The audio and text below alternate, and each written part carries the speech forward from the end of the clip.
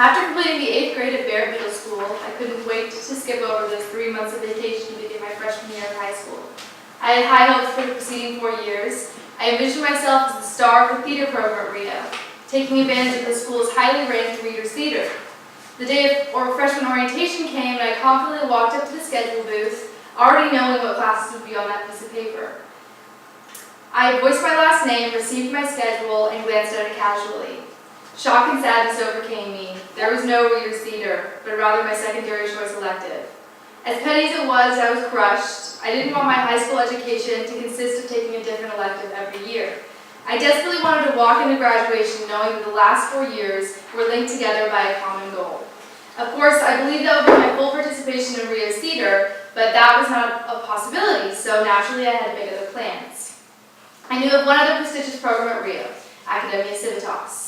My older brother spent his freshman and sophomore years involved in this 4-year political studies program before he transferred to Sacramento Country Day. As an individual who wished to be involved in the arts, the last place I wanted to be was in a political studies course. However, just a week prior to my first day of high school, I decided to surpass my misgivings regarding what sounded like a very rigorous 4-year program and at least attempt to get an interview. Luckily, I wasn't completely clueless when it came to politics. I followed the 2008 election avidly at only 14, and I cannot deny that the election of Barack Obama sparked something within me, a feeling very rarely felt, at least for me, which was pure patriotism. With these strong emotions, I realized I did hold a passion for politics that simply needed to be amplified by gaining knowledge about such important issues. So when it came time for me to interview with Civitas, I walked onto Rio's campus prepared and eager to become part of the Civitas family. More than 3 years have passed since that slightly nerve-wracking interview, but now I sit with more knowledge and experience than I could have ever imagined gaining.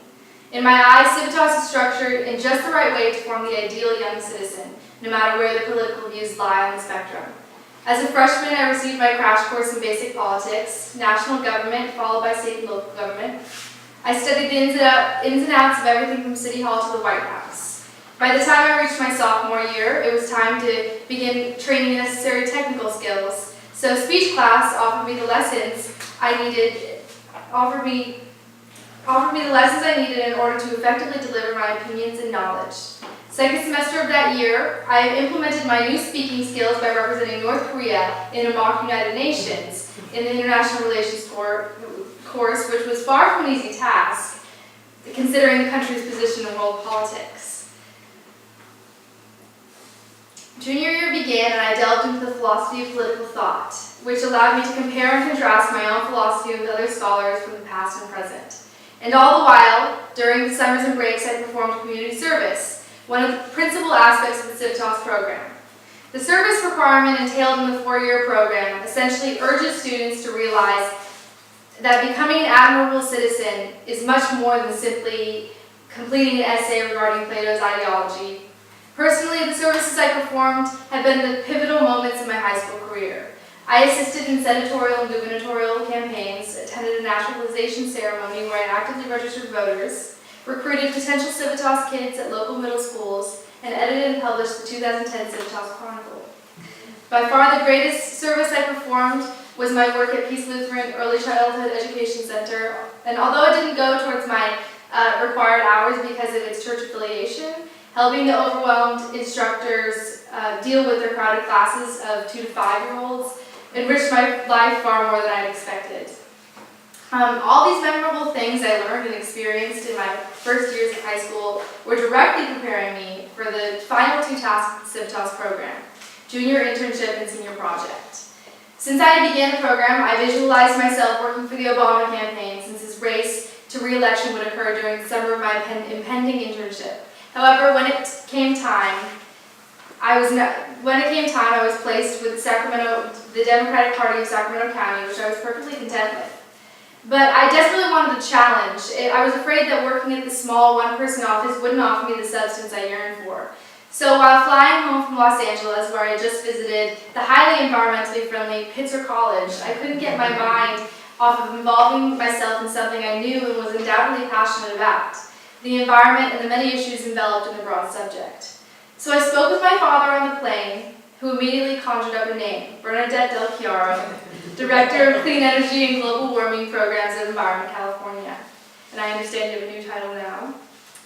I think? Oh. Okay. I vaguely recalled the name as I remembered my dad talking about her and her involvement in Senate 1, the California Solar Initiative.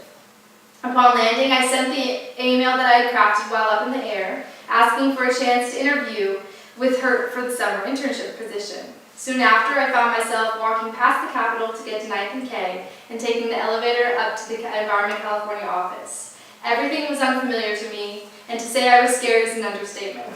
But I had done my research about the statewide environment advocacy organization and was prepared and received the position that was only shared by 2 nearly graduated college students. And so the most exciting summer I have yet to experience thus far ensued. My primary internship with SACDEMS unfortunately fell apart due to lack of funds, so I was extraordinarily grateful that I had my position in Environment California. This organization offered me the challenges I wished for, and with these challenges, my knowledge grew. I witnessed and involved myself in efforts to push environment bills to the Senate floor. I found myself absorbed in everything from grassroots efforts to testifying in a committee hearing. While in the office, I worked on such things like writing letters to the editor in response to solar articles in various California newspapers. I succeeded in getting one published, and while it was only a small San Diego publication, the exuberance I felt for my success was great.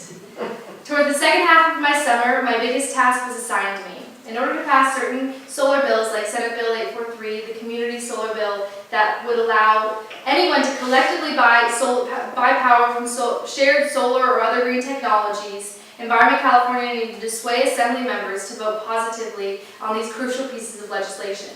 So Bernadette gave me the job of organizing a collection of phone banks. These phone banks would essentially be asking Environment California activists to flood their assembly members' district offices with calls urging them to vote wisely on the upcoming legislation. These bills would potentially move toward Jerry Brown's hefty goal of reaching 12 gigawatts of clean power by 2020. We named these grassroots efforts the Million Solar Roofs Phone Banking Campaign. A few times a week, I walked down to Environment California and California Public Research Interest Group canvassing office. Then I grabbed a few available canvassers who were willing to spend 1 to 2 hours making calls. The first couple of phone banks went fairly well, but I was not getting the results I wanted. So with Bernadette's assistance, I put together a Saturday phone bank from 3 o'clock to 5 o'clock. I anticipated far better results as these were prime calling hours.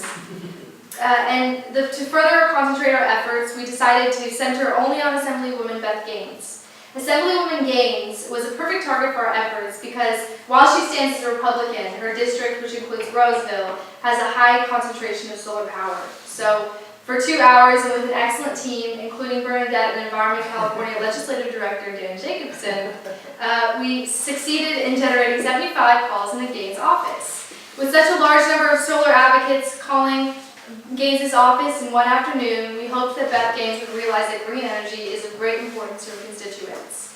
For my final phone bank was exactly what I had hoped for, an overwhelming triumph.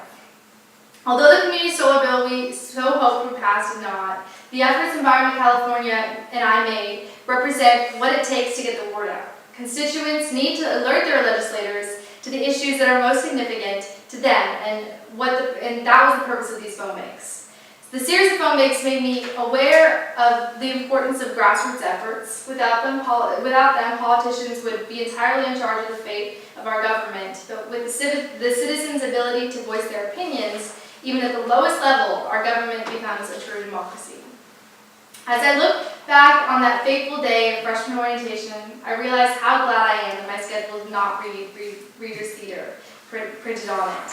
I am now a senior, nearly graduated from the Civitas Academy, and I become exceedingly grateful for my quick decision to apply to the program in my freshman year. If I had not applied, I would never have been exposed to Rio Americano's finest, the most passionate, intellectual, and open-minded kids on campus. If I had not applied, I would not have been given the chance to intern for Environment California, where I was exposed to the world of grassroots advocacy and lobbying for a greener society. And if I had not applied, I most likely wouldn't have campaigned for senatorial or gubernatorial races or assisted overwhelmed preschool teachers with their packed classes. Civitas essentially pushed me to become an active citizen, which seems to be a rare quality amongst high school students. Nearly all of us Civitas kids walked in with small expectations of how the program would mold us, but through 3 years of taking rigorous classes, we all discovered the socially and politically active citizen that is within us all. From within the doors of Miss Reed's classroom, I gained the preparation I needed to deal with the world outside of that room. My society suddenly materialized into a machine that needs young minds to keep it functioning correctly. I discovered that I and my fellow Civitas brothers and sisters are those young minds that have the skills to keep it functioning and to make a difference in the future of our world. So I'm not simply a high school student, I am a Civitas student.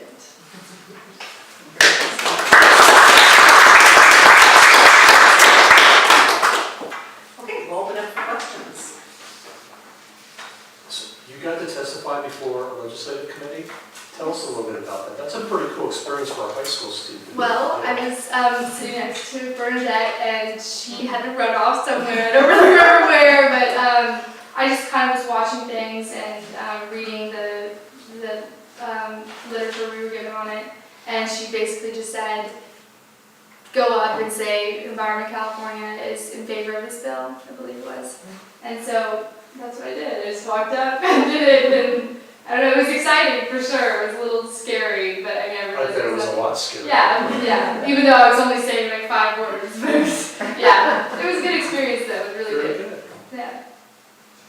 So what are you going to study in college? I'm hoping to double major in anthropology and international relations and somehow bring the knowledge that I get from the two together and make it into a career, but I'm still, a high school student. I don't really know yet, unfortunately, but Civitas has certainly kind of shaped where I'm headed. So if you had 5 minutes alone with Beth Gaines, I know. and she were to say to you stuff like Solyndra and, it's pie in the sky and all this other stuff, what would you say to her? I would just say that stuff exists, but you have to look at your constituents and the people that you're representing and what the majority basically wants. And if this is a true democracy, you're not going to let that kind of stuff get in the way of what's really crucial in the matter here, and the fact that people want solar, and it's like an undeniable fact, and especially her district.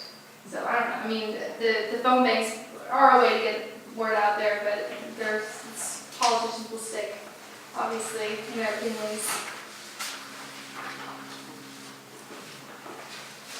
Any questions for Blaire? Okay, I think you're ready to roll. Yes, Very much.